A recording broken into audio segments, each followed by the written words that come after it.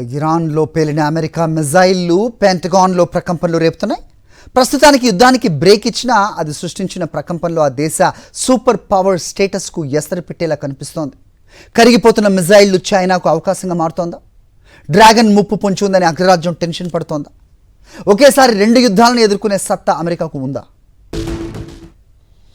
ప్రపంచంలోనే అత్యంత శక్తివంతమైన సైన్యం, అతిపెద్ద రక్షణ వ్యవస్థ, అత్యాధునిక యుద్ధ విమానాలు, విమాన వాహక నౌకలు, అణ్వాయుధాలు, ఏ మూలనైనా దాడి చేసే సామర్థ్యం, వేల కిలోమీటర్ల దూరంలోని లక్ష్యాన్ని ఛేదించగల మిజైల్స్, ఇది అమెరికా సైనిక శక్తి.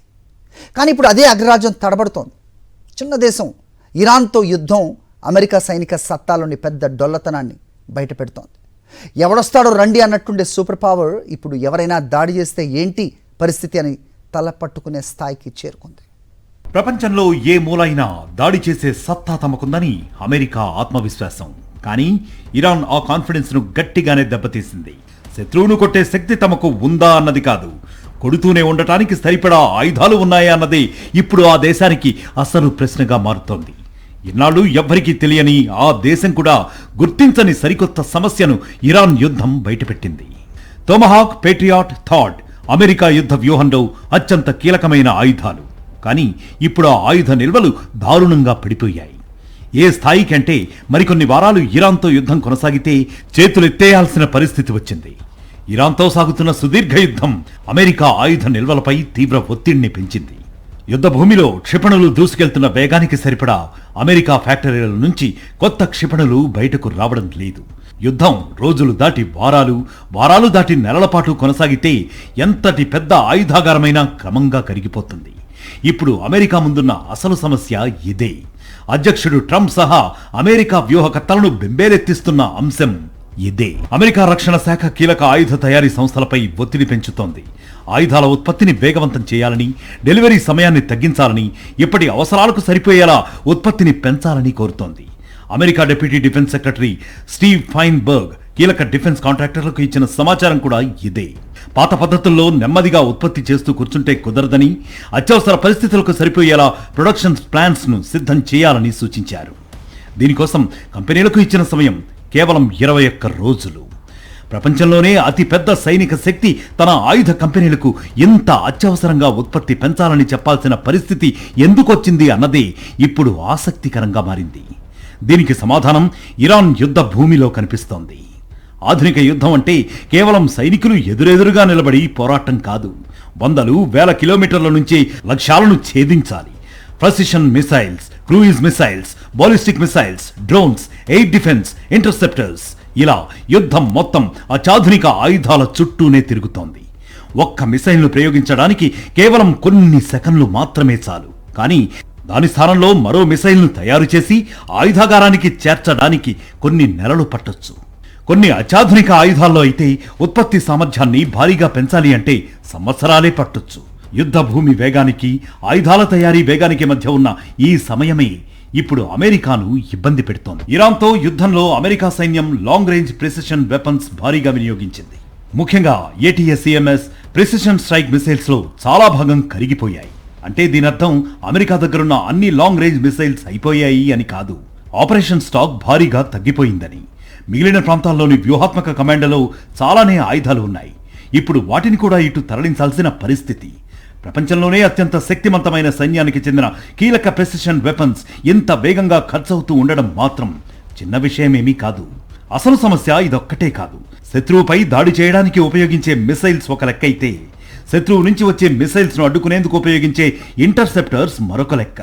ఇరాన్ నుంచి వచ్చే బాలిస్టిక్ మిసైల్స్, డ్రోన్లను ఎదుర్కోవడానికి అమెరికా, దాని మిత్ర దేశాలు అత్యాధునిక ఎయిర్ డిఫెన్స్ సిస్టమ్స్ ను ఉపయోగిస్తున్నాయి. Patriot America air missile defence వ్యవస్థలో అత్యంత కీలకమైన వ్యవస్థ. థాడ్ కూడా బాలిస్టిక్ మిసైల్ ముప్పును అడ్డుకునేందుకు ఉపయోగించే అత్యాధునిక రక్షణ వ్యవస్థ.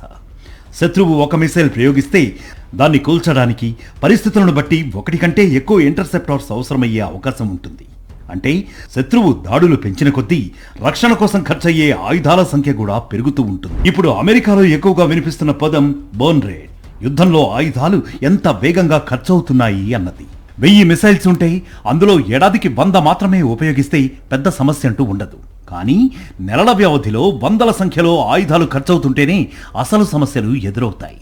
యుద్ధంలో ఖర్చయ్యే వేగం ఫ్యాక్టరీలో తయారయ్యే వేగాన్ని దాటితే ప్రపంచంలో ఎంత పెద్ద మిలిటరీ పవర్ అయినా ఆయుధ కొరతను ఎదుర్కోవాల్సిందే. అమెరికా దగ్గర డబ్బుకు కొదవలేదు. ప్రపంచంలో రక్షణపైనే అత్యధికంగా ఖర్చు చేసే దేశం కూడా. మరి మిసైల్స్ వేగంగా తయారు చేసుకోవచ్చు కదా అన్న ప్రశ్న కూడా వస్తుంది. కానీ ఆధునిక ఆయుధ తయారీ అంత సులభం కాదు. ఒక అత్యాధునిక మిసైల్ తయారీ వెనుక వందల విడిభాగాలు ఉంటాయి. Rocket Motors, guidance systems, advanced semiconductors, sensors, speciality metals, పేలుడు పదార్థాలు కావాలి. అత్యంత నైపుణ్యం కలిగిన మానవ వనరులు కావాలి. వీటన్నింటికీ వందల సప్లయర్స్తో కూడిన సప్లై చైన్ ఉంటుంది. అందులో ఒక్క విడిభాగం ఆలస్యం అయినా సరే మొత్తం ఆయుధ సరఫరా ఆగిపోతుంది. పైగా ఒక్క మిసైల్ ఫ్యాక్టరీ ఉత్పత్తి రెట్టింపు చేయాలంటే రాత్రికి రాత్రే జరగదు. అందుకు సెపరేట్ ప్రొడక్షన్ లైన్ ఉండాలి. Machinery, work force, supply chain, testing, ఇలా చాలా సమస్యలే ఉంటాయి. అందుకే డబ్బు ఉన్నంత మాత్రాన ఆయుధం పుట్టుకురాదు. మిజైల్స్ తగ్గిపోతే ఏముంది, మిగిలిన కమాండ్ల నుంచి ఇటు తరలించవచ్చు కదా అనుకోవచ్చు. ఇప్పటికిప్పుడు ఇదేదో పెద్ద సమస్యలా చూడాల్సిన అవసరం ఏంటి అన్న ప్రశ్నలు కూడా వస్తాయి. కానీ ఇది అమెరికాను భయపెడుతున్న అతిపెద్ద ముప్పు. డ్రాగన్ సూపర్ పవర్ స్టేటస్ నుంచి అమెరికాను నెట్టేసి ఆ స్థానాన్ని ఆక్రమించుకోవాలని ప్రయత్నిస్తున్న చైనా ఇప్పుడు ఆ అవకాశాన్ని ఆయుధంగా మలుచుకుంటే ఏంటి అన్న ప్రశ్న అమెరికాను కలవరపెడుతోంది. ప్రచ్ఛన్న యుద్ధం తర్వాత అమెరికా ఎప్పుడూ ఇలాంటి పరిస్థితి ఎదుర్కోలేదు. ఉక్రెయిన్ యుద్ధంతో అమెరికాకు సంబంధం లేకపోయినా భారీగా ఆయుధాలను సమకూర్చింది, అమ్ముకుంది. యూరోప్లోని మిత్ర దేశాలకు భారీగా ఆయుధాలు అందించాల్సి వచ్చింది. ఇప్పుడు ఇరాన్తో సుదీర్ఘ యుద్ధం అదే అమెరికాను తీవ్ర ఒత్తిడిలోకి నెట్టేసింది. ఒకేసారి పలు ప్రాంతాల్లో ఏర్పడుతున్న ఈ సంక్షోభాలను తట్టుకోవాల్సిన పరిస్థితి అమెరికాకు వచ్చింది. ఇరాన్ యుద్ధంలో ఖర్చవుతున్న ప్రతి ఒక్క మిసైల్ రేపు ఇండో పసిఫిక్ వంటి ప్రాంతంలో అవసరం కావచ్చు. రేపు ఈ ప్రాంతంలో అవసరమైతే మాత్రం అమెరికా దిక్కులు చూడాల్సిందే. చైనా, తైవాన్ల మధ్య ఎప్పటినుంచో ఉద్రిక్తతలు కొనసాగుతున్నాయి. ఇప్పుడు చైనా సైనిక చర్యకు దిగి తైవాన్ను ఆక్రమించుకోవాల్సిన పరిస్థితి వస్తే అమెరికా జోక్యం చేసుకోక తప్పదు. చేసుకోకపోతే అన్ని రకాల ఆయుధ, ఎలక్ట్రానిక్ పరికరాల ఉత్పత్తికి అవసరమైన సెమీకండక్టర్లు, చిప్ వ్యవస్థ పూర్తిగా చైనా కంట్రోల్లోకి వెళ్ళిపోతుంది. అది అమెరికాను అతిపెద్ద సంక్షోభంలోకి నెడుతుంది. చైనాను ప్రపంచ సూపర్ పవర్గా మార్చినా ఆశ్చర్యం లేదు. ప్రపంచంలోని అత్యంత అడ్వాన్స్డ్ చిప్స్లో తైవాన్ వాటా 90%. కార్లు, మొబైళ్లు, టీవీలు, శాటిలైట్లు ఒక్కటేమిటి అన్నింటికీ ఆ చిప్స్ అవసరం. అమెరికా చిప్ డిజైన్లో అగ్రస్థానంలో ఉన్నా తయారీ విషయంలో మాత్రం తైవానే ముందుంది. చైనా తైవాన్ యుద్ధంలో అమెరికా జోక్యం చేసుకోవాలన్న నిబంధన ఏమీ లేదు. కానీ చేసుకోక తప్పని పరిస్థితి. నేరుగా యుద్ధంలోకి దిగితే మాత్రం పరిస్థితి వేరేలా ఉంటుంది. ఇండో పసిఫిక్ అంటే 1000 కిలోమీటర్ల విస్తీర్ణం. భారీ నౌకా దళాలు రంగంలోకి దిగాలి. Aircraft carriers, submarines, antiship missiles, long range missiles, air and missiles defence, interceptors, drones, ఇలా చాలా కావాలి. ఇప్పుడే ఇరాన్పై ఖర్చు చేస్తే అమెరికా పరిస్థితి ఏంటో ఊహించుకోవచ్చు. ఇక్కడే రేర్ ఎర్త్, క్రిటికల్ మినరల్స్ సమస్య కూడా తెరపైకి వస్తోంది. ఆధునిక మిసైళ్ల నుంచి రాడార్ సిస్టమ్స్ వరకు, అడ్వాన్స్డ్ ఎలక్ట్రానిక్స్ నుంచి ఫైటర్ ఎయిర్ క్రాఫ్ట్స్ వరకు అనేక మిలిటరీ సాంకేతికతలకు క్రిటికల్ మినరల్స్ అవసరం.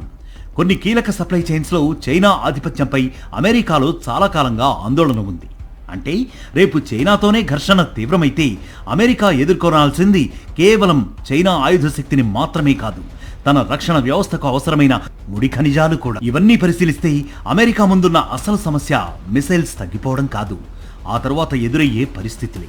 ఒక దేశం దగ్గర ఈ రోజు ఎన్ని మిసైల్స్ ఉన్నాయి అనేది ఒక లెక్క.